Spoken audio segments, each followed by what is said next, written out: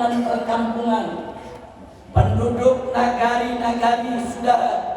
Walau anak ahlul qura, andai kata mereka amanu, beriman kepada Allah, wattaqau, dan bertakwa kepada Allah.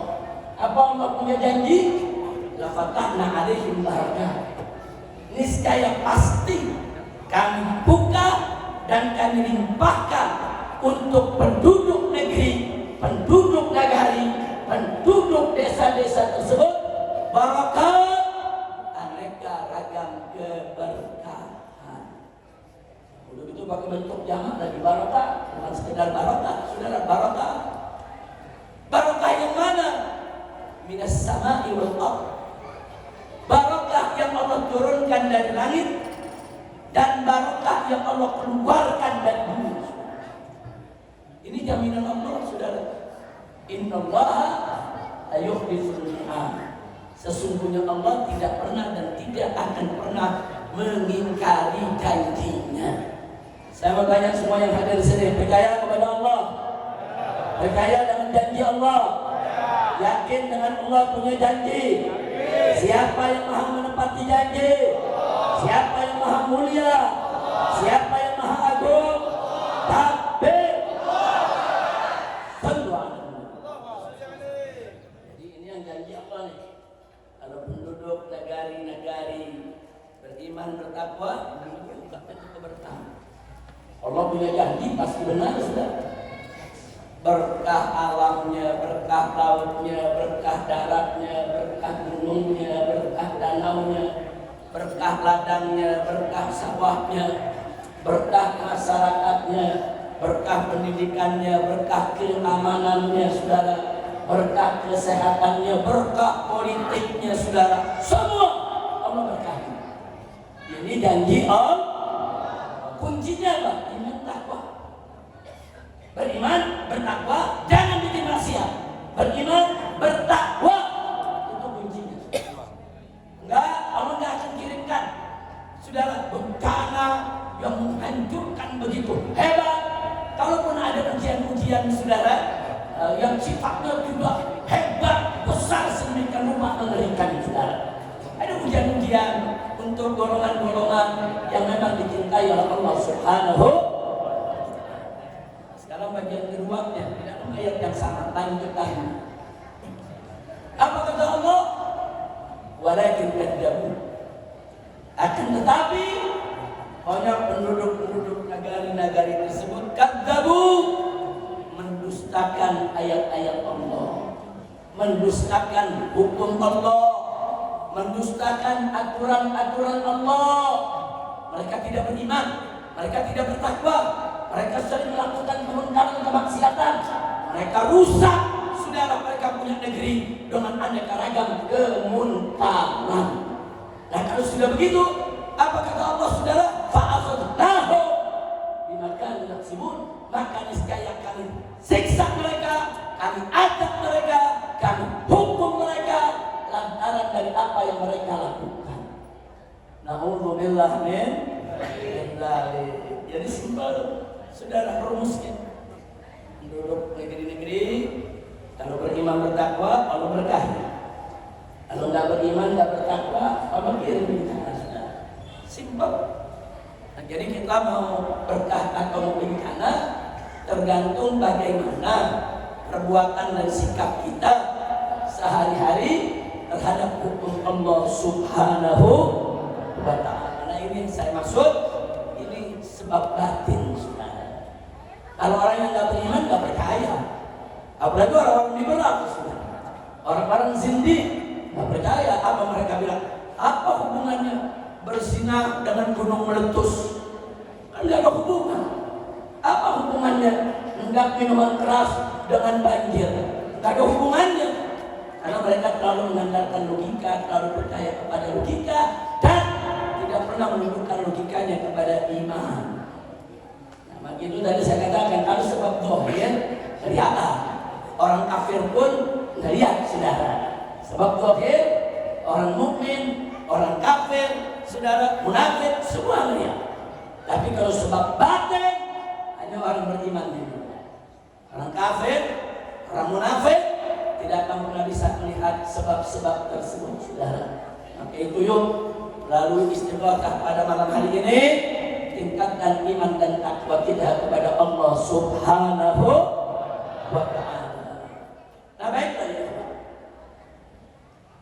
Kalau begitu, yuk kita lihat apa sih yang terjadi di kita punya negeri, saudara, termasuk apa yang terjadi di Sumatera Barat ini. Namun sebelum itu, saya mengklasifikasikan dulu supaya tidak salah paham. Bagaimana menilai suatu azab secara perorangan dengan menilai suatu azab, saudara, terhadap komunitas, suatu daerah, suatu negeri atau suatu bangsa. Berbeda. Saya mulai dari yang awal. Musibah, saudara, musibah bagi orang per orang itu bisa menjadi ujian, bisa menjadi peringatan, bisa menjadi adab atau siksa. Ini saya masih bicara orang per orang, itu belum bicara kumpulan masyarakat. Lalu bagaimana cara kita membedakan musibah tadi?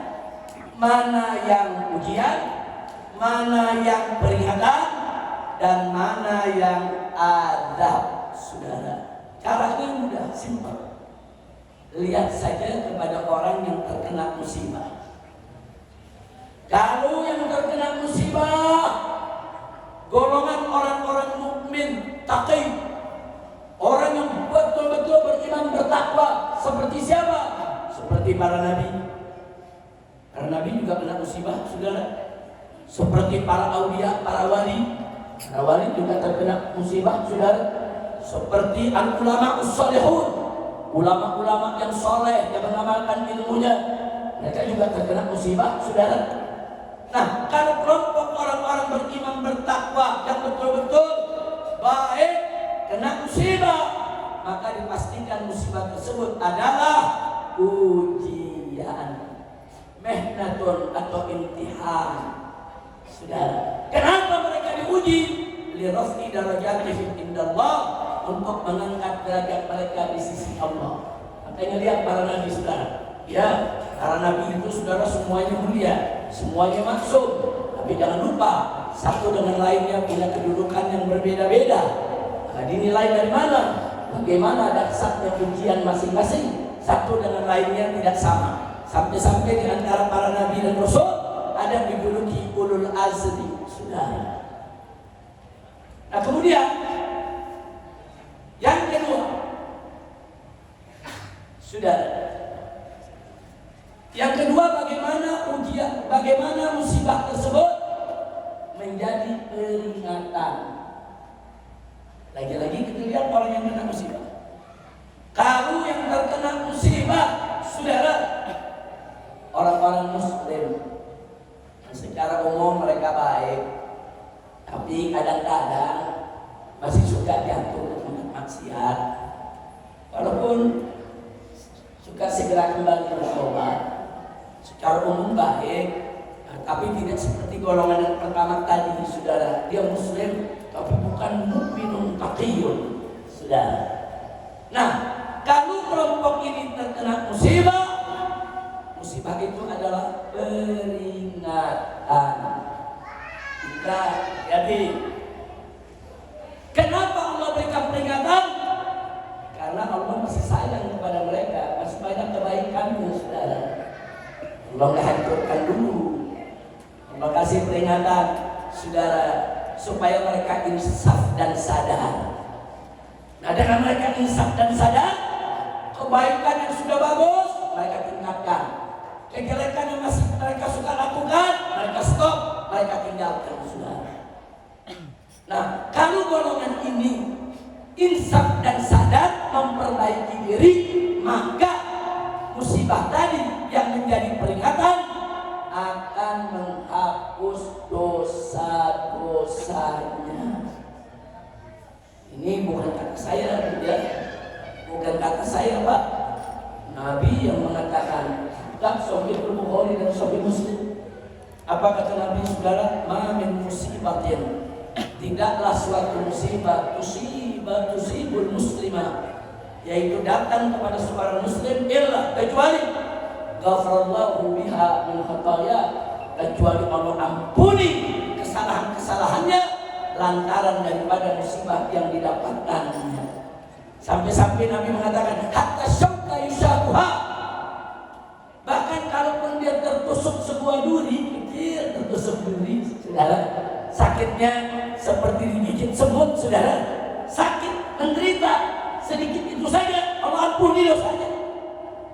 Subhanallah, apalagi kalau dapat bencana banjir bandang, gempa bumi, gunung meletus, tsunami, banyak dosa dan kesalahan akan diampuni oleh Allah. Salah, dia sadar, dia insaf, dia ridha dalam putusan Allah, dan dia memperbaiki diri. Alhamdulillah. Itu saya berharap dan saya yakin musibah yang terjadi di daerah-daerah Sumatera ini, mulai dari Aceh, Sumatera Utara, Sumatera Barat, saya yakin itu merupakan ujian, sekurangnya merupakan peringatan. Kalau ada yang bertanya kenapa Habib yakin ini ujian atau peringatan, karena secara umum masyarakat Sumatera ini masyarakat agamis, masyarakat yang baik, masyarakat yang selama ini menyebarkan Islam, walaupun di tengah mereka masih ada segelintir orang yang suka berbuat maksiat, saudara. Baik, yang ketiga, kapan musibah itu menjadi azab, menjadi siksa, saudara?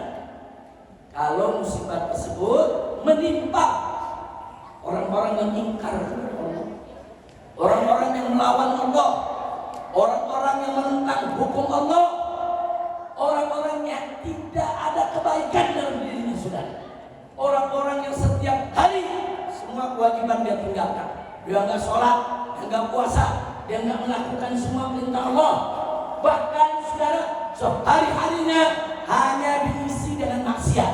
Dia berjudi, dia berzina, saudara, dia menenggak minuman keras, saudara, dia lakukan semua kemaksiatan.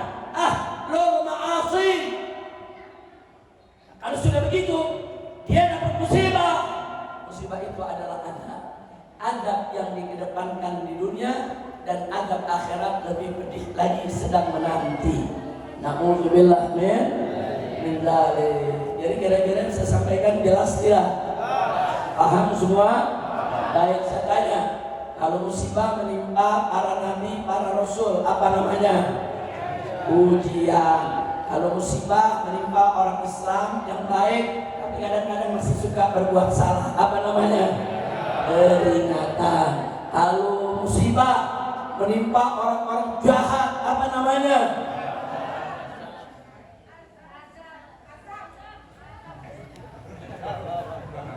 Bu,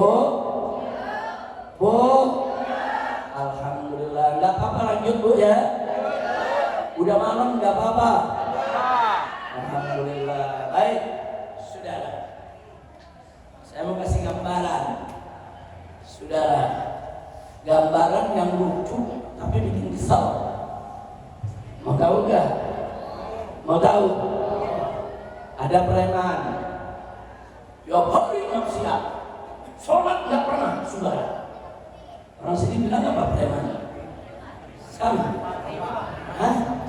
Sama preman juga. Tahu preman ya? Parewa.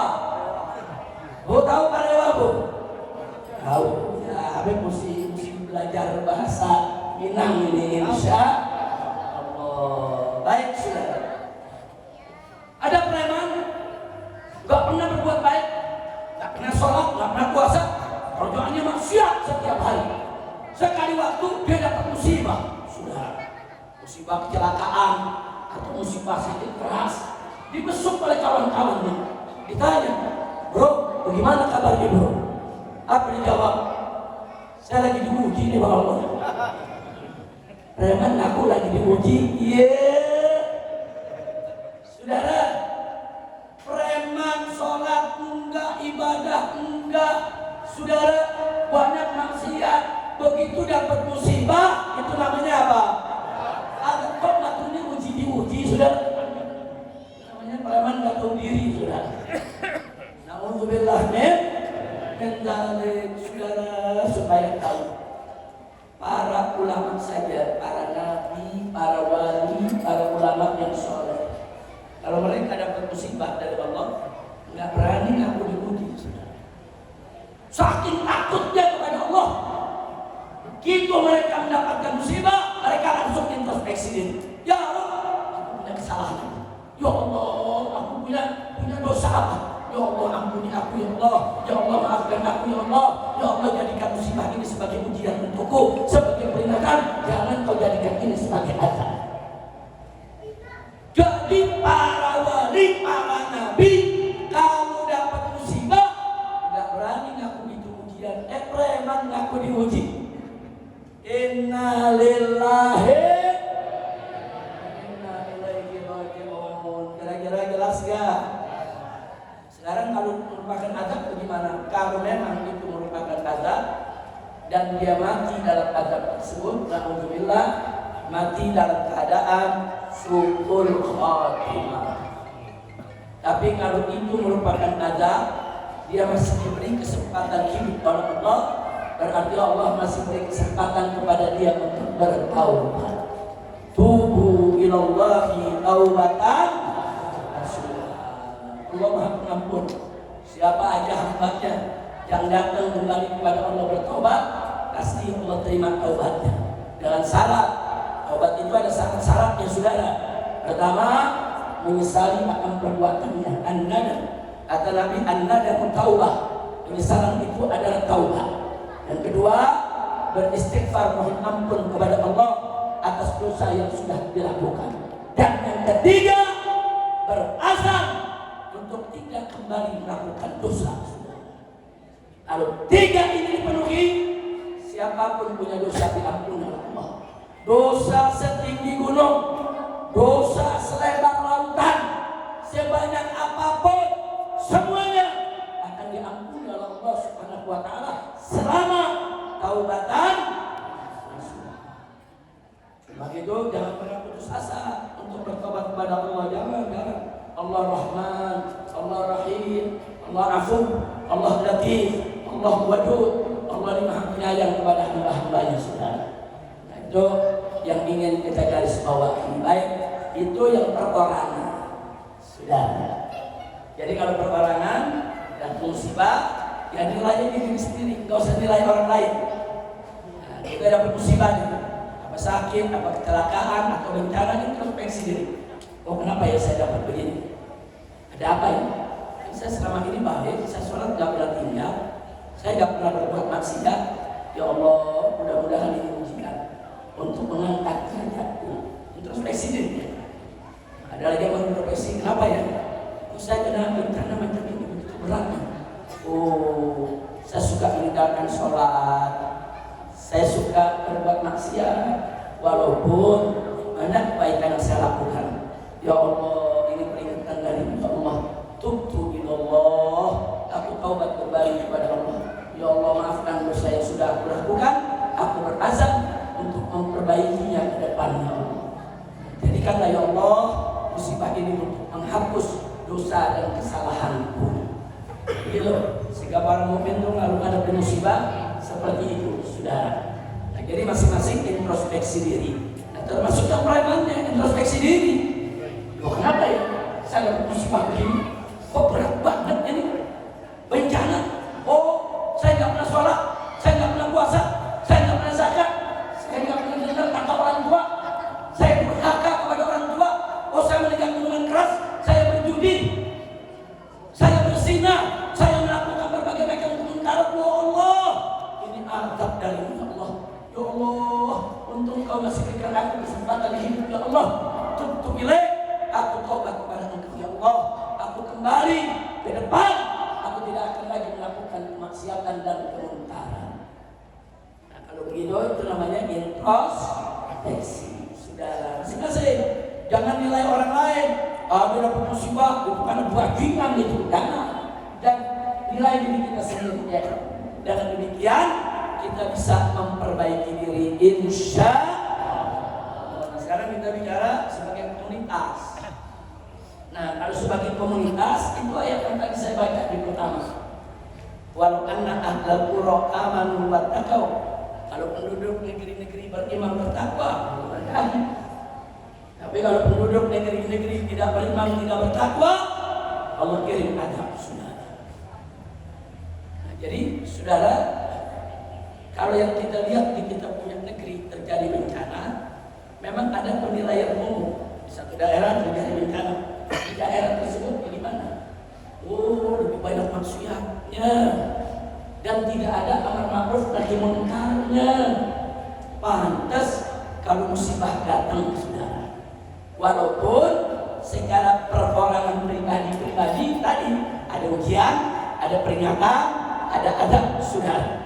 Tapi secara komunitas, kalau suatu daerah sudah banyak maksiatnya dan tidak ada yang amar ma'ruf nahi munkar, walaupun masih ada orang baik ya saudara, itu merupakan azab siksa dari Allah. Sekurangnya itu merupakan peringatan dan itu bukan ujian saudara. Dan perlu diketahui Pak Buddha, Allah memberitahu dalam Al-Quran, kalau azab sudah datang, dia nggak beda-bedakan mana yang baik mana yang buruk. Bencana siksa kalau dia datang, mau orang sebaik apapun ikut kena.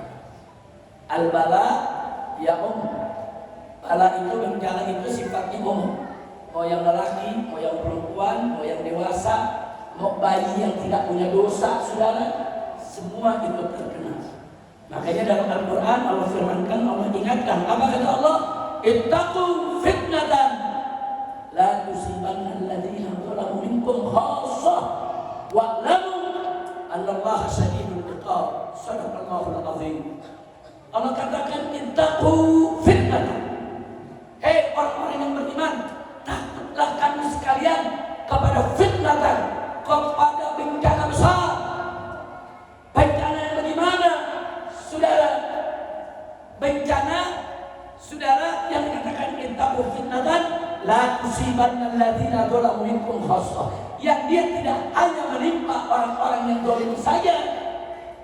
Bencana itu kalau datang, dia tidak dikhususkan untuk orang yang zalim saja, bahkan yang baik pun ikut kena, saudara. Makanya suatu hari Nabi pernah datang pulang ke rumahnya dalam keadaan gemetar, dalam keadaan sangat khawatir, saudara. Di dalam rumahnya ada istrinya yang bernama Zainab binti Jahsy radhiyallahu taala anha. Begitu Nabi masuk, gemetar, khawatir, apa kata Nabi? Wailul lil Arab min syarrin qad iqtarab. Celaka bagi bangsa Arab, celaka juga bagi aku punya umat.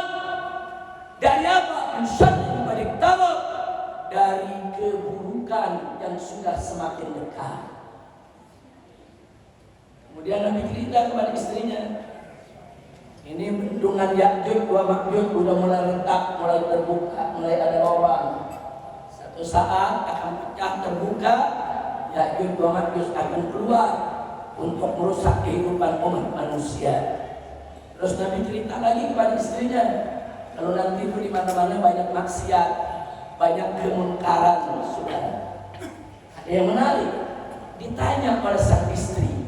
Pertanyaannya singkat, padat, ringkas, jelas, cerdas. Sudah. Apa kata sang istri? Anahliku wa fina sholihun ya Rasulullah. Ditanya, wahai Rasulullah, anahliku, apakah bencana itu datang? Anahlik, kita ikut binasa. Wa fina sholihun, padahal di tengah-tengah kita masih banyak orang-orang soleh, ulamanya masih banyak, orang solehnya masih banyak, orang baiknya masih banyak. Apa iya kita kena bencana juga? Ini pertanyaan nggak main-main, ini pertanyaannya 7 poin, saudara. Langsung pada pokok masalah. Apa dijawab Nabi? Nabi menjawab, saudara, na'am idza kathural khabath. Ya, kalau bencana itu datang, ya, orang soleh semua akan ikut kena.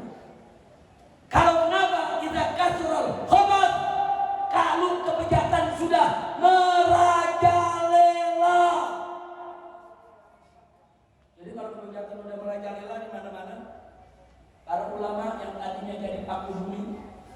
Para tuan-tuan guru yang tadinya saudara merupakan pengaman umat saudara, semuanya ikut kena bencana kalau kebijakannya udah merajalela saudara.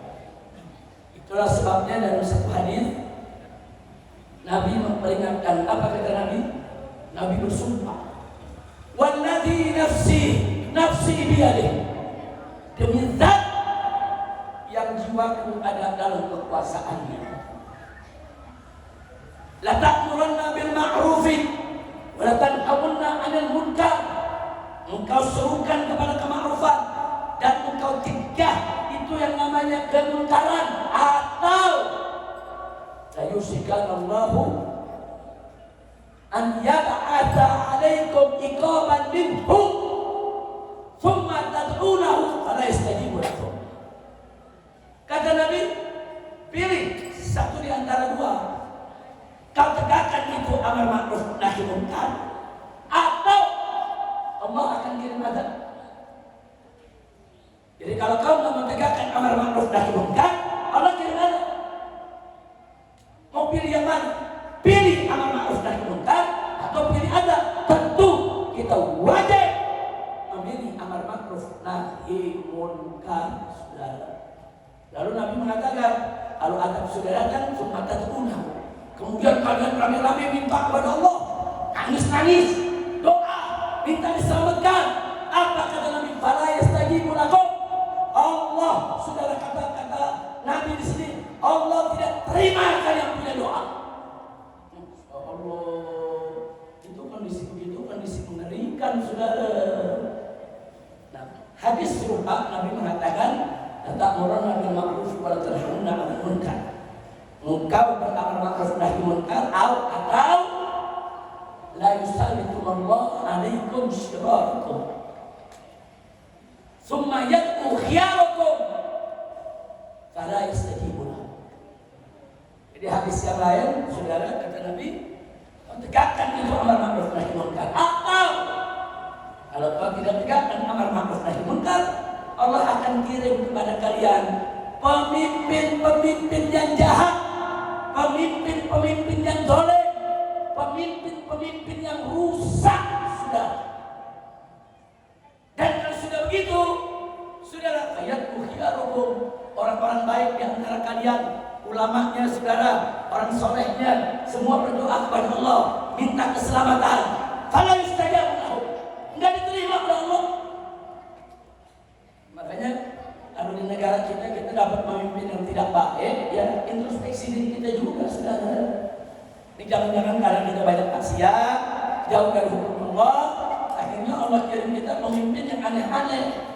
Pemimpin yang biasanya palsu, pemimpin yang setiap hari kerjaannya ngebohong, pemimpin saudara yang senangnya nangkepin ulama, pemimpin yang hobinya bikin susah umat Islam, pemimpin yang tidak peduli kepada penderitaan rakyatnya. Kalau itu terjadi, salah satu sebabnya karena kita tidak menegakkan amar ma'ruf nahi munkar. Kira-kira bisa sampaikan jelas tidak? Saya makanya merasa gak kita punya pemimpin, enggak semua, tapi di antara mereka ada yang gak baik. Berasa gak? Kalau saya makanya jujur, berasa gak kita punya pemimpin ada yang jahat? Berasa gak? Yang rakus ada gak? Yang serakah ada gak? Yang so pinter ada gak? Yang sombong ada gak? Kenapa yang begitu jadi pemimpin, saudara? Itu tadi Allah gak peduli sama kita karena kita tidak peduli dengan hukumnya. Tapi kalau kita amar ma'ruf nahi munkar, kita peduli dengan Allah punya hukum, Allah akan peduli kepada kita. Allah gak bakal kasih kita pemimpin-pemimpin yang zalim, saudara. Mudah-mudahan ke depan negeri kita lebih baik. Allah berikan kepada kita pemimpin-pemimpin yang salihin. Amin ya rabbal alamin. Nah, ini sekali lagi saya bertanya, sampai di sini kira-kira jelas tidak? Paham semua? Baik. Nah, bagian akhir ini bagian yang tidak kalah pentingnya. Musibah di berbagai daerah, termasuk di Sumatera. Secara umum masyarakatnya baik, bagus. Secara umum di daerah juga banyak pemimpin yang baik dan bagus, alhamdulillah. Tapi kita tidak bisa menutup mata, saudara. Sumatera Barat hari ini berbeda dengan Sumatera Barat dulu. Padang hari ini berbeda dengan Padang dulu, saudara. Nah dulu para ulama kita, tuan-tuan guru kita, para nenek mama kita, saudara, di berbagai daerah sangat menjaga prinsip masyarakat Minang. Adat bersanding syarat bersanding kitabullah. In adat istiadat masyarakat Minang harus berdiri atas dasar syariat, dan syariat itu sendiri berdiri atas dasar kitabullah, yaitu Al-Qur'anul. Saya bertanya, ini prinsip masyarakat Minang bagus tidak? Jujur, bagus tidak? Bagus tidak? Indah tidak? Dulu dijaga, tuan-tuan guru kita menjaga, orang-orang tua kita menjaga, nenek mama juga menjaga.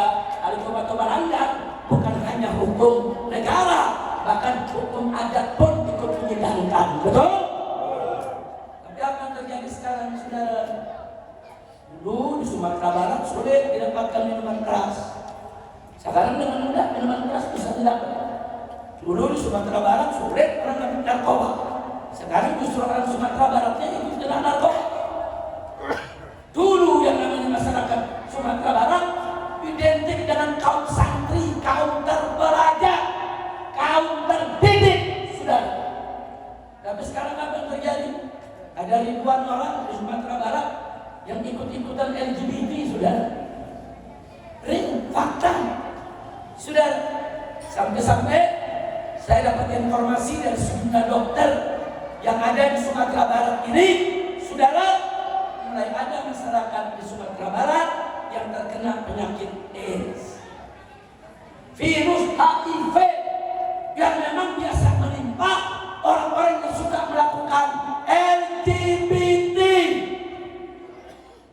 Dan virus ini berbahaya, belum ada obatnya, saudara. Cara penyembuhannya juga jangka panjang, hanya diringankan saja supaya tidak mudah tertular dengan yang lain. Penyakit ini berbahaya, saudara. Ini kalau dibiarkan, orang-orang yang lain, orang-orang yang bukan LGBT bisa tertular juga, saudara.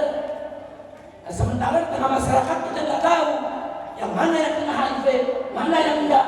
Kita nggak tahu, saudara. Kita bisa duduk bersama dia, minum segelas sama dia, makan sepiring sama dia, dan ini terjadi. Nanti Anda boleh tanya sendirilah sama dokter-dokter yang ada di Sumatera Barat ini, saudara. Banyak dokter-dokter kita yang muslim, yang baik, yang soleh, yang sholat. Mereka juga sedang sedih, mereka juga sedang prihatin, mereka juga sedang kangen kabut. Bagaimana mengatasi ini, saudara?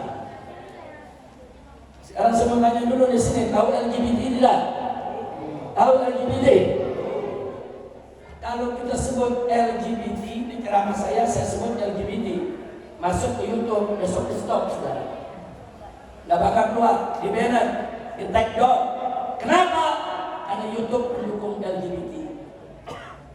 Facebook, saudara. TikTok, saudara. Jangankan saya bicara LGBT, baru dipasang foto saya aja langsung dihapus, saudara. Kenapa? Karena dianggap ini Habib anti LGBT.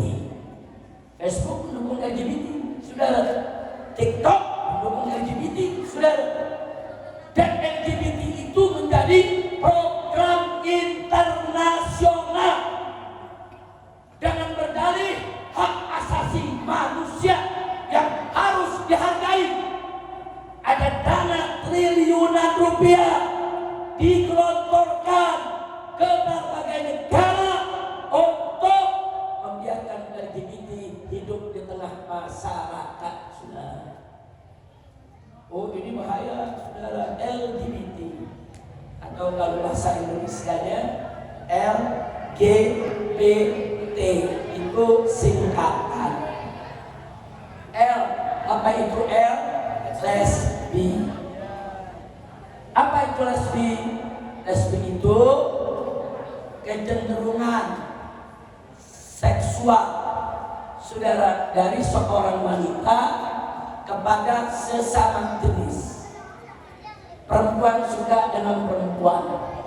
Perempuan mau kawinnya sama perempuan, nggak mau dia kawin sama lelaki. Itu namanya lesbi. Dalam bahasa Arabnya disebut as-sihah atau disebut juga musahaqah, saudara. Terus yang kedua gay, LGBT gay, yaitu gay, saudara. Apa itu gay? Gay itu kecenderungan seksual seorang laki-laki kepada sesama jenis laki-laki. Laki suka sama laki, laki maunya kawin sama lelaki. Saudara, gak mau dia lelaki itu kawin sama perempuan, itu namanya gay, saudara. Yang ketiga, B, biseksual. Apa itu biseksual? Seseorang yang punya kecenderungan seksual kepada lawan jenis juga kepada yang sejenis. Jadi ada laki, dia mau kawin sama perempuan, tapi tetap dia ingin berpasangan dengan lelaki. ACDC. Nah, saudara, dua-duanya jadi. Mau laki jadi, mau perempuan jadi. Saudara, ini namanya biseksual. Golongan ini kadang-kadang kelihatan di masyarakat dia punya istri, tapi dia juga punya pacar sesama lelaki, saudara. Dia punya anak dari istrinya seperti orang normal. Tapi pada saat yang sama dia sering berkencan dengan sesama lelaki, saudara. Nah, sekarang yang ketiga, tepat T, transgender. Apa itu transgender, saudara? Seseorang yang lahir dengan kodrat suatu jenis kelamin, tapi perilakunya, saudara, perilaku kehidupannya, dia lebih suka berperilaku jenis kelamin yang lain. Ada lelaki, tapi dia lebih suka pakai baju perempuan, dia dandan, saudara. Bahkan dia datang ke dokter minta disuntik payudaranya supaya seperti perempuan. Dia lelaki, tapi berwujud berperilaku perempuan, atau kebalikannya. Perempuan dari lahir dia perempuan, cuma dia berperilaku seperti lelaki. Dia nggak mau disebut perempuan, rambutnya dipendekin, kalau perlu dibotakin, saudara. Dia olahraga supaya badannya keker, saudara, kayak laki-laki. Yang seperti ini disebut transgender, saudara. Sampai di sini kira-kira jelas tidak? Paham? Saudara, LGBT ini bukan kodrat, bukan. Jangan disebut ini kan udah kodrat, tidak. Ini penyakit yang harus disembuhkan. Dan LGBT itu dosa besar. Anda tahu bagaimana kaum Nabi Lut, saudara? Yaitu bangsa Sadum yang suka berbuat gay, laki dengan laki, saudara. Makanya orang kalau laki dengan laki melakukan hubungan disebut sodomi, dari kata sadumi. Sadum itu nama bangsa kaum Nabi Lut, saudara, alaihi salam. Apa yang terjadi? Lihat Al-Quran, baca dalam Al-Quran, saudara. Allah turunkan kepada mereka hujan batu. Bayangkan hujan batu, dari mana itu batu datang, saudara? Allah turunkan hujan batu, hancur lebur satu negeri. Sedangkan Nabi Lot dan pengikutnya yang bertakwa, Allah suruh minggir dulu, saudara, karena Allah menghancurkan itu negeri, saudara. Jadi Allah sudah berikan bukti bagaimana murkanya. Tahu-tahu sekarang di beberapa tempat di Jawa Barat, saudara, satu kota Bogor saja ada 10.000 lebih yang membuat grup, saudara, yang isinya LGBT.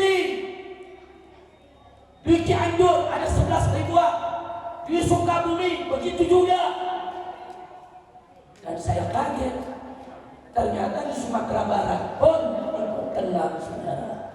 Inna lillahi wa inna ilaihi raji'un. Maka itu Bu, Bapak kalau punya anak perhatikan. Anak saya laki kok tiap hari dandan. Kok anak saya laki tiap hari pakai lipstik ya? Kok anak saya laki jalannya kayak perempuan, ngomongnya kok difemininkan. Nah, kalau dari kecil udah ada gejala begitu, obati, didik, saudara. Itu penyakit bisa diobati. Siapa bilang nggak bisa, saudara? Apalagi di Indonesia. Oh, dokter-dokter kita, ahli medis, psikiater, saudara, yang bisa mengobati jiwa-jiwa yang sakit seperti itu banyak. Enggak, kita nggak kekurangan dokter. Orang Indonesia pinter-pinter. Cuma ya ini persoalan, saudara. Kadang-kadang dokter-dokter kita yang cerdas, yang pinter ini tidak difasilitasi oleh negara. Pak, Bu, ada orang kecanduan narkoba, ada pusat rehabilitasi. Di sana ditaruh para dokter, ditaruh para tuan guru untuk mengobati yang kecanduan narkoba, dan itu tempat dibiayai oleh negara. Petugasnya digaji oleh negara. Jadi negara hadir untuk mengatasi kecanduan narkoba. Sayang sejuta sayang, negara tidak pernah hadir untuk mengobati mereka yang terkena LGBT, saudara. Gak ada negara hadir. Bahkan dulu waktu masih ada Front Pembela Islam, saudara, laskar-laskar kami bergerak dari Jakarta ke Jogja, ke Surabaya, saudara, karena digelar konferensi internasional LGBT yang ngisi profesor LGBT, yang ngisi dokter-dokter LGBT, saudara, dan mereka menayangkan film-film LGBT. Dulu ada kita punya laskar, kita serbu, kita bubarkan, walaupun resikonya laskar kami ditangkap, bukan LGBT yang ditangkap, FPI disalahkan, bahkan tahun 2020 akhirnya dibubarkan. Kenapa? Karena dianggap selalu menjadi penghalang penyebaran LGBT. Padahal mestinya yang membubarkan itu bukan FPI, pemerintah. Mestinya yang membubarkan itu bukan laskar FPI, tapi tentara dan polisi. Mereka itu aparatur negara, jaga dong negara ini. Ini sekarang nggak ada. Dan KUHP yang baru pun, saudaranya baru diresmikan, nggak jelas. Saudara, padahal kita sudah minta harus ada pasal tentang LGBT. Siapa yang terlibat LGBT harus ditangkap. Nanti dilihat, saudara, tingkat kerusakannya. Saudara, kalau masih bisa diobati, rehabilitasi. Kalau nggak bisa diobati, penjara. Saudara, taruh di penjara, saudara. Jangan merusak di tengah masyarakat. Nggak ada, itu pasal. Makanya Pak, dari dulu kami di FPI melaporkan penyebar LGBT. Nggak ada diproses oleh polisi. Nggak ada ditangkap.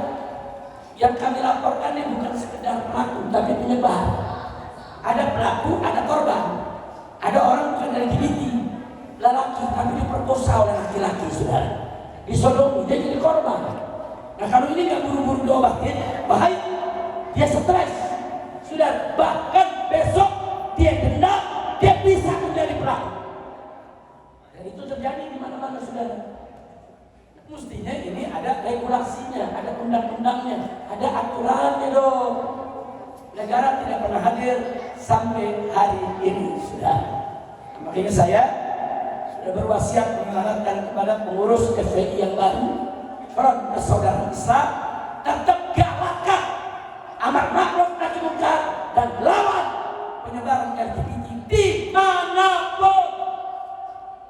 Walaupun kami disebut ekstrim, radikal, teroris, gak ada urusan, saudara. Yang penting bagaimana amar ma'ruf nahi munkar tegak, Allah ridho, negeri jauh dari bencana, insya Allah. Bahkan ada yang kalah jawabnya. Sekarang di Indonesia ini menyebar incest, saudara. Ini juga mesti diwaspadai. Apa itu incest?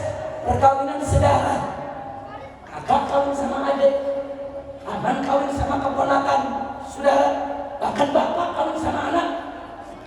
Apa? Negara gak boleh diam. Ada melakukan seperti itu, tangkap, masukkan ke penjara. Dia merusak tatanan agama dan merusak tatanan negara. Terjadi saat ini saudara. Ada lagi yang berikutnya, Sufiria saudara. Saya kaget, dulu saya dengar cuma adanya di Amerika. Dulu saya dengar adanya cuma di Eropa. Sekarang ada di Indonesia. Apa itu Sufiria? Manusia kawin dengan binatang. Sampai ada dirayakan di Bali saudara. Di Bali dirayakan ada manusia laki-laki kawin anjing saudara. Saudara, ini kalau ada di Amerika saya nggak kaget. Di Eropa, negara-negara kafir saya nggak kaget.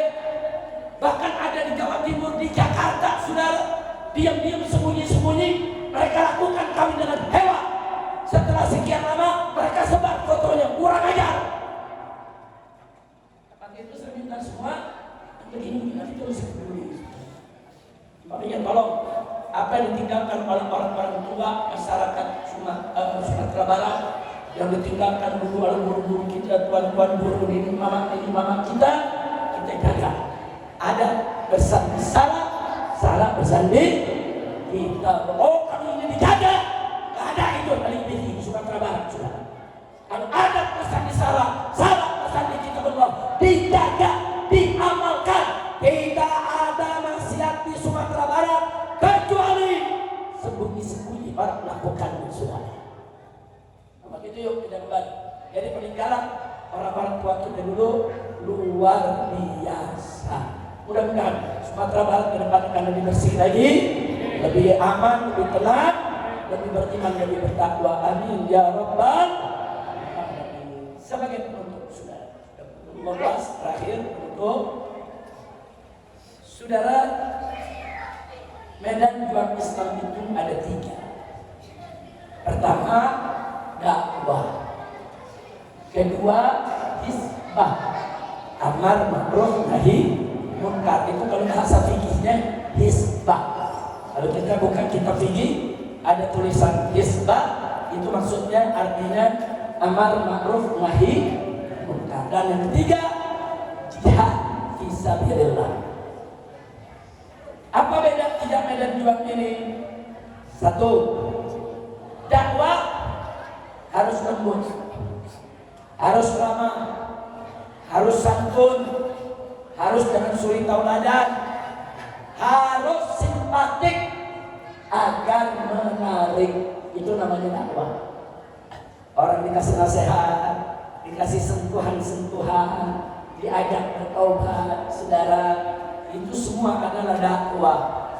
Bukan kita belajar bagaimana tata cara wudu, bagaimana toharoh, bagaimana syarat sholat dan rukunnya. Itu namanya dakwah. Buka pondok pesantren, saudara, himpun itu santri, ajarkan agama, itu namanya dakwah. Orang bertarekat, orang bersuluk, ingin mensucikan hati, mensucikan jiwa, mensucikan pikiran, itu namanya dakwah.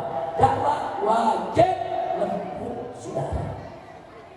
Yang kedua, hisbah, amar ma'ruf nahi munkar. Hisbah itu tegas, bukan lembut saudara.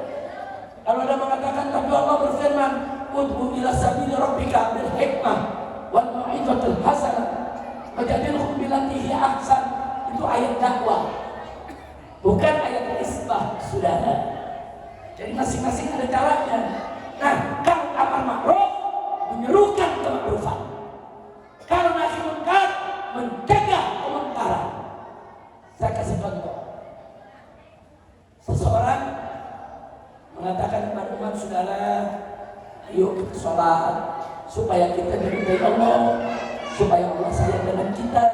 Itu namanya dakwah. Tapi kalau ada seorang tuan guru mengatakan, hei umat Islam, wajib kalian sholat, itu amar ma'ruf. Ya, kalau dakwah tadi sahdu, lembut, ya Pak. Tapi kalau amar ma'ruf, Dan apalagi nahi munkar, mencegah kemungkaran. Oh, lebih tegas lagi saudara. Nabi yang mengatakan, man ra'a minkum munkaran falyughayyirhu. Siapa yang melihat kemungkaran, rubah kemungkaran dengan tangannya. Nabi yang suruh. Fa in astati', tapi kalau nggak mampu dengan tangan, tapi lisan. Rubah dengan lisan. Fa in astati', kalau nggak mampu juga dengan lisan, fa bi qalbi, rubah dengan hatinya. Maka dikatakan dari Nabi, adzalika aful iman. Kalau nahi munkar dengan hati, itulah selemah-lemahnya iman. Nah kalau tangan enggak, lisan enggak, hati enggak juga, itu namanya enggak ada iman, saudara. Minimal orang Islam dia enggak bisa dengan tangan, dia dengan lisan lah. Enggak mampu dengan lisan, dia dengan hati. Dia ada maksiat yang aku nggak ridho dengan maksiat ini. Tunjukkan nggak ridhonya kita. Oh kita lagi makan di warung, lagi enak minum. Kalau datang orang bawa minuman keras, dan kita tinggalkan itu tempat itu. Tunjukkan kalau kita tidak ridho.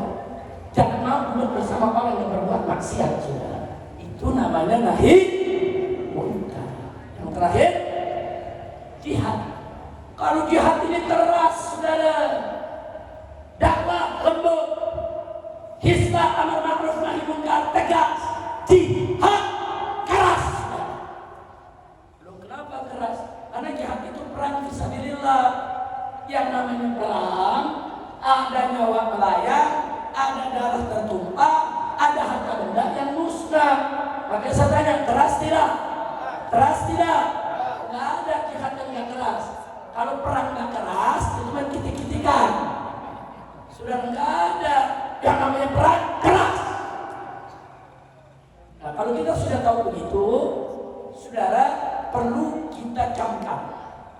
Nabi kita Sayyiduna Muhammad Sallallahu Alaihi Wasallam itu manusia yang sempurna, al-insan al-kamil. Nabi dakwah juga, hisbah juga, jihad juga, saudara. Sempurna kita punya Nabi. Dakwahnya paling bagus, hisbah amar ma'ruf nahi munkarnya paling tegas, saudara, dan jihadnya sangat cerdas dan strategis, saudara. Nabi sempurna. Nah, kalau kita sekarang gimana? Ulama di zaman sekarang, para habaib, para tuan dulu, nggak ada yang sempurna. Ada yang bagus dakwahnya, tapi nggak bisa dia hisbah. Mungkin karena faktor umur atau faktor usia atau faktor kesehatan. Ada yang bagus hisbahnya, saudara, lawan untuk kemungkaran, keluar masuk penjara. Tapi begitu dakwah lembut, nggak mampu dia, saudara. Bikin pesantren, nggak sanggup dia, saudara. Masing-masing punya kelebihan. Kalau begitu, jangan medan juang ini diadu-adu, jangan. Medan juang ini harus sinergi. Yang bisa dakwah lembut, teruskan dakwahnya. Nggak bisa dia hisbah, nggak apa-apa. Selain sama yang lain yang mampu amar ma'ruf nahi munkar. Yang amar ma'ruf nahi munkar bagus, teruskan. Tapi dia nggak bisa bangun majelis kami pesantren, nggak apa-apa. Itu serahkan aja kepada ulama-ulama dakwah. Saya bertanya, kalau kerja sama macam itu bagus tidak? Indah tidak? Makanya, saudara, sebagai oleh-oleh pada malam hari ini, saya memberikan perumpamaan. Dakwah itu ibarat petani nanam padi. Hisbah itu ibarat petani memberantas hama, saudara.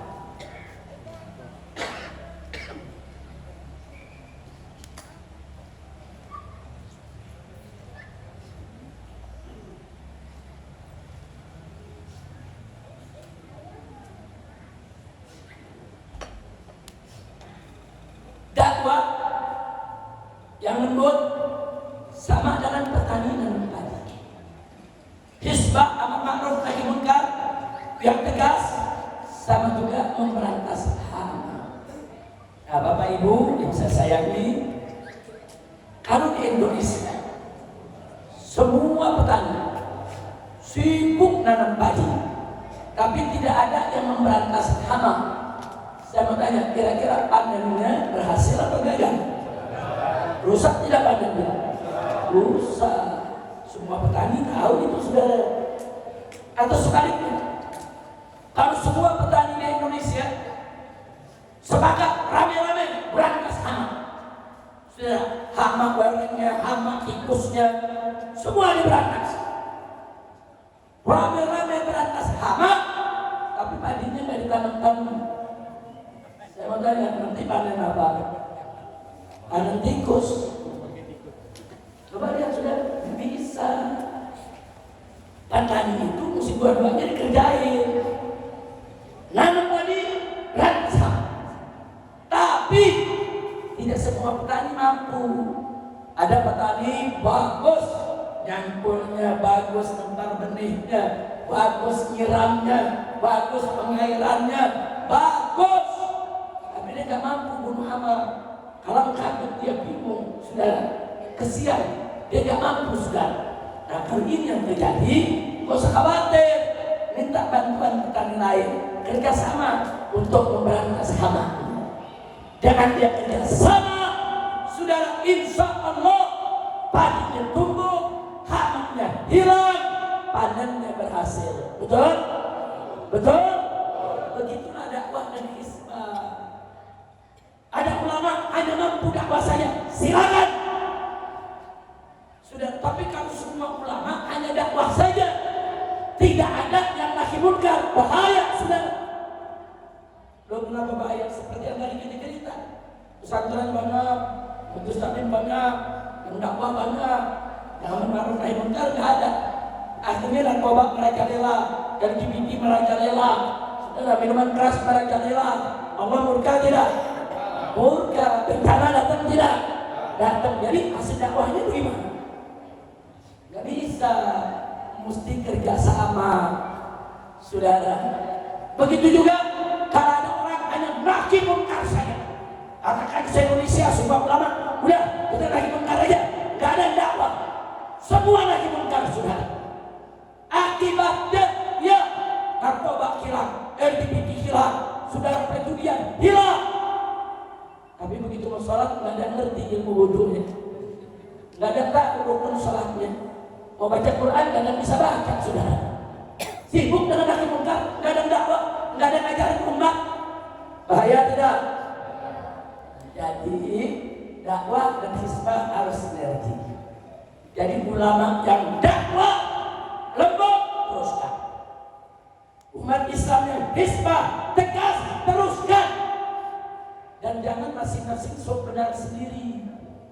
Maaf Pak Buya, kadang-kadang ada orang hizbah nih, amar ma'ruf nahi munkar, keras, tegas, keluar masuk penjara, akhirnya gurur, tertipu oleh setan, saudara. Dia merasa dirinya paling hebat, dirinya paling berani, semua orang ikut. Dia merasa caranya udah yang paling bagus, cara orang lain salah semua. Akhirnya ulama-ulama dakwah yang lembut dihina oleh dia. Itu kayaknya, itu kayak kue apem itu, lembek itu. Ada yang model begitu? Ada, gak boleh. Haram, dosa, menghina ulama-ulama dakwah, saudara. Begitu juga sebaliknya. Jangan ada ulama dakwah lembut, santun, pengikutnya ribuan, bahkan jutaan, saudara. Hormat sama dia, gurur, tertipu digoda setan. Dia merasa diri paling suci, paling mulia. Orang lain yang salah, dia kotor sama dia. Begitu melihat orang amar ma'ruf nahi munkar, itu kekerasan, itu ekstrim, itu radikal, itu nggak sesuai dengan ajaran Nabi. Ada nggak yang begitu? Nah, ini yang begini jadi rusak dakwah, jadi rusak hizbahnya. Jangan kerjasama, minimal kalaupun tidak kerjasama, saling doa. Yang dakwah doain yang hizbah doain yang dakwah, cukup. Saling doa aja udah hebat, apalagi kalau kerja sama. Nah, ini yang saya ingin sampaikan, saudara. Yuk, mari kita kerjasama. Mudah-mudahan kita bisa bersihkan seluruh Indonesia ini, khususnya wilayah Sumatera Barat, dari segala bentuk maksiat. Saya mengatakan dulu semua di sini siap bersatu. Jawab yang kompak, siap bersatu. Siap berjuang. Siap amar ma'ruf nahi munkar. Siap lawan narkoba. Siap lawan LGBT. Siap lawan maksiat.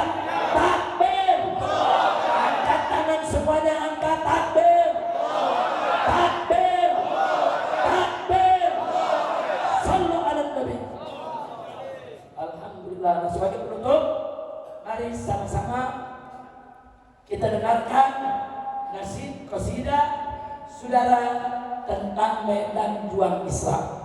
Nanti saya punya menantu Habib Muhammad bin Hadi Al-Habsyi yang akan memimpin untuk kita bersama-sama membawakannya. Dan tolong nanti yang bahasa Arabnya itu merupakan istighfar saudara. Kita beristighfar kepada Allah agar dosa kita diampuni, agar bencana ini semua segera diangkat. Amin. Amin ya rabbal alamin. Nah, nanti ada lirik Indonesianya. Nah, lirik Indonesia itu pelajaran tentang medan juang Islam. Nanti beliau bawakan bait pertama, nanti diulangi. Nah, ulang yang kedua kita ikut rame-rame. Makanya waktu baca pertama kita dengar, jadi kedua kita bisa ikutin. Insya Allah. Jadi Bapak Ibu, saya datang kemarin nggak sendiri. Tadinya saya ke Aceh dulu, ada 3 menantu saya yang ikut. Habib Hanif, itu dari Medan kemarin karena ada acara lain, langsung pulang ke Jakarta.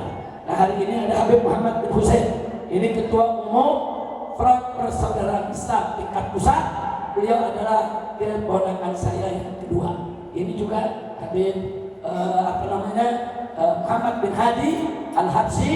Ini juga saya punya menantu yang kelima, ya Pak. Jadi doakan agar menantu-menantu saya bisa melanjutkan perjuangan, melanjutkan dakwah, melanjutkan hizbah, melanjutkan jihad.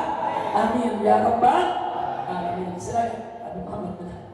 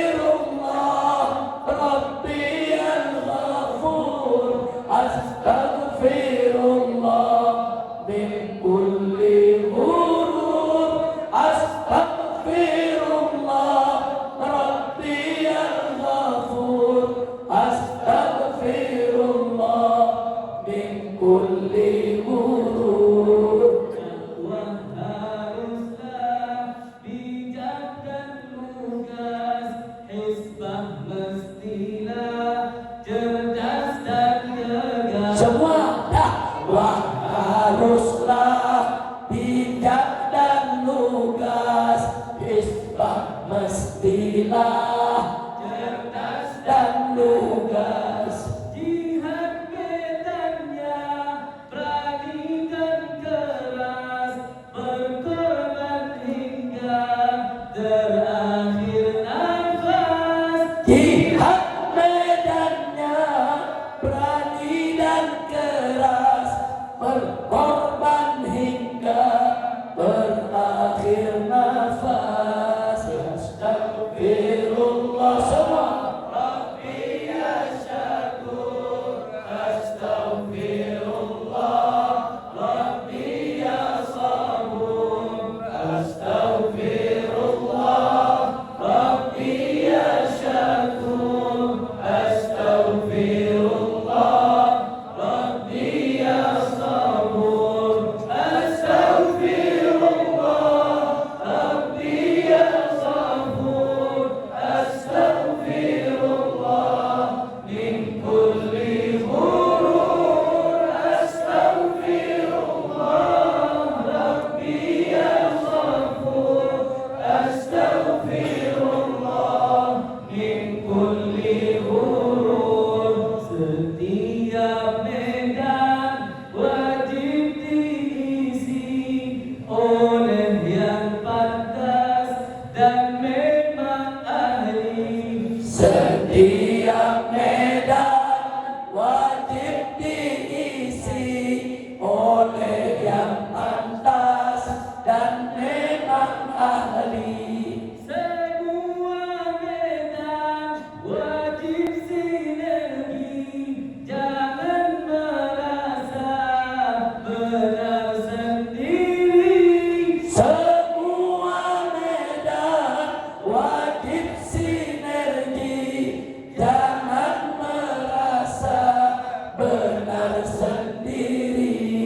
Astagfirullah. Rabbi ya syakur. Astagfirullah.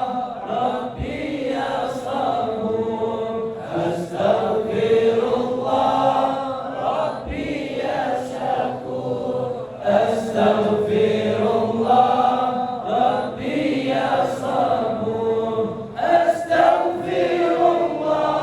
Rabbi ya sabur. Astagfirullah min kulli ghurur. Astagfirullah. Rabbi ya sabur. Astagfirullah min kulli ghurur. Mulailah dari diri sendiri, jangan melanggar syariat Nabi. Mulailah dari diri sendiri, jangan melanggar syariat Nabi. Siapa berjuang ikhlaskan diri, niscaya dapat ridha ilahi. Siapa berjuang ikhlaskan diri, niscaya dapat ridho ilahi. Astagfirullah. Rabbi ya syakur. Astagfirullah. Rabbi ya sabur. Astagfirullah. Rabbi ya syakur. Astagfirullah. Rabbi ya sabur. Astagfirullah. Rabbi ya sabur. Astagfirullah min kulli ghurur. Astagfirullah. Rabbi ya sabur. Astagfirullah min kulli ghurur. Sallu ala Nabi. Barusan kita sudah istighfarnya. Sekarang Habib Muhammad bin Hadi akan menutup dengan salawatnya ya Rasulullah sallallahu alaihi wasallam. Nah, sama-sama kita ikuti. Setelah itu ini akan ditutup dengan talqinul dzikir yang akan disampaikan oleh Habib Muhammad bin Husain Al-Attas. Silakan. Lanjut, rame-rame ikuti.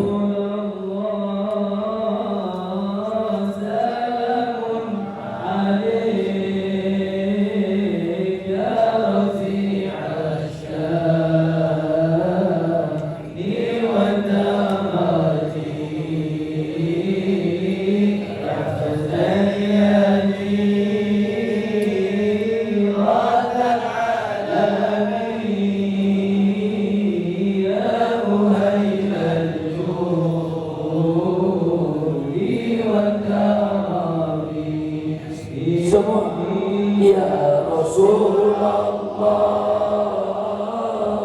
salamun alaihi sallallahu alaihi ya rafi'a sya'ni wa tamadi al-fatan ya jirat al-alami أهيل الجود والكرم أهل بيت المصطفى تهدي والأمان الأرض فتكري تبه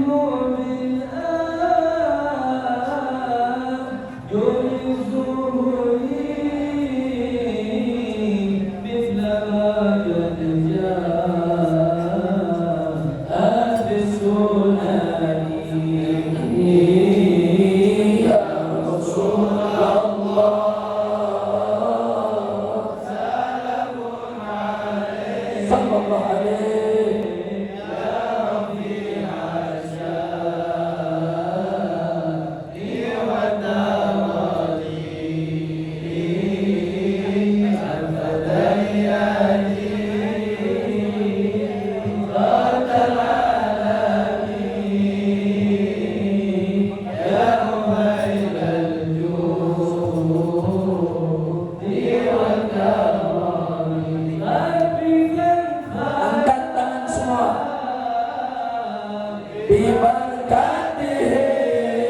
Bibarakatihim wahdinal husna bihurmatihim wa amitna fi tariqatihim wa mu'afatihim minal fitani ya Rasulullah salamun alaihi ya rafi'a sya'ni wa tamadi. Semua ikuti angkat tangan. Rabbi fanfa'na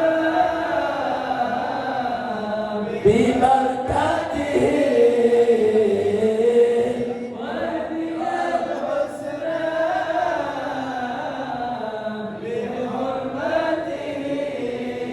bihurmatihim wa amitna fi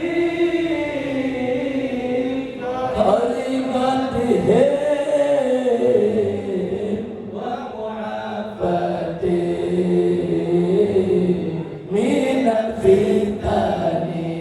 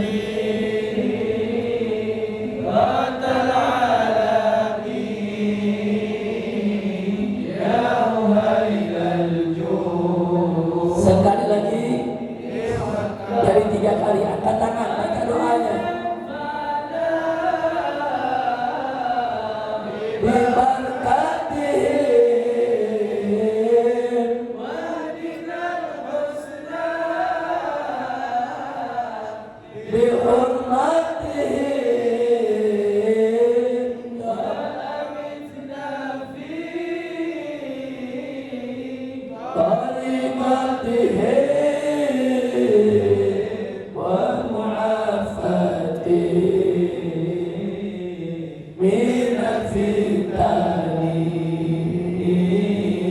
ya Rasulullah. Salamun alaik ya Rafi'al syani wa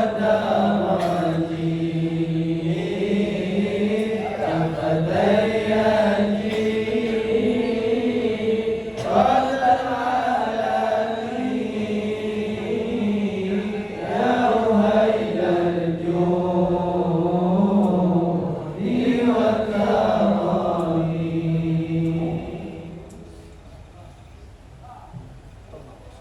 قال رسول الله صلى الله عليه وسلم أفضل ما قلت أنا النبيون من قبلي لا إله إلا الله لا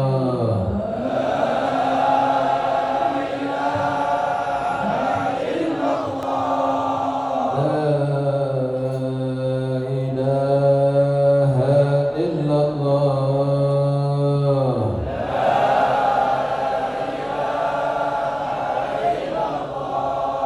لا إله إلا الله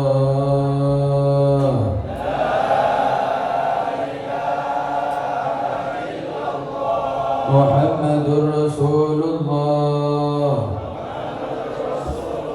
صلى الله عليه وسلم عليه نحيا وعليه نموت وعليه نبعث إن شاء الله تعالى من آمين. اللهم بارك لنا في رجاء شعبا وبلغنا رمضان. اللهم بارك لنا في رجاء شعبا وبلغنا رمضان. اللهم بارك لنا في رجاء شعبا وبلغنا رمضان. وعن على الصيام والقيام بدين النبي المصطفى صلى الله عليه وسلم. اللهم وفقنا للنجاح والفلاح والاستقامة في الدين والدين والآخرة. ربنا آتنا في الدنيا حسنة وفي الآخرة حسنة وقنا عذاب النار. وصلى الله على سيدنا محمد النبي الأمي وعلى آله وصحبه وسلم والحمد لله رب العالمين.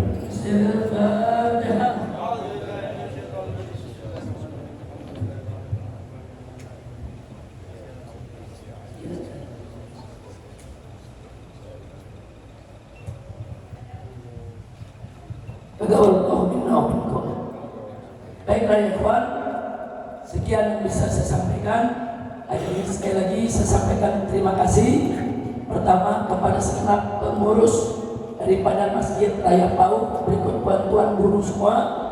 Yang kedua, tidak lupa untuk pengurus DPD FPI Provinsi Sumatera Barat. Di sini ada Imam FPI Provinsi Sumatera Barat, yaitu Buk Mudo, saudara Andi, boleh berdiri. Beliau ada pondok pesantren di Payakumbuh, saudara. Beliau adalah pimpinan daripada FPI Sumatera Barat. Terima kasih untuk beliau dan rekan-rekan. Begitu juga para masker yang terus mendampingi kita selama perjalanan mendatangi tempat-tempat bencana. Dan terima kasih juga untuk Dr. Bahar, ini putra asli Sumatera Barat yang lama tinggal di Jakarta sebagai dokter. Dan beliau ikut untuk mendampingi saya, mengawasi, menjaga kesehatan, dan kalau ada apa-apa di jalan. Karena belum lama ini saya baru operasi, observasi, pemulihan. Tapi karena memang saya ingin saudara datang sendiri ke tempat-tempat bencana, saya memberanikan untuk bergerak. Akhirnya beliau ikut. Nah, di sini ada Dr. Adria. Ini dokter kita yang ada di sini, saudara. Beliau juga sejak awal saya datang, beliau menyambut. Bahkan besok beliau akan melakukan pemeriksaan untuk saya punya ginjal, saya punya saluran, saudara, agar ke depan ini tidak menjadi penghalang buat dakwah. Mudah-mudahan Allah kasih sehat walafiat.